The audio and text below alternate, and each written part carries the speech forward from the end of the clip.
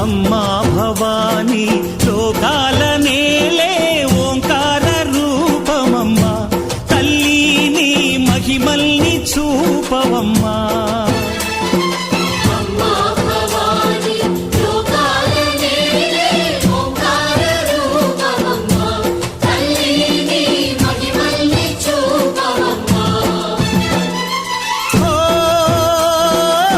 సృష్టికే దీపమా, శక్తికే మూలమా, సింహరథమే నీదమ్మా.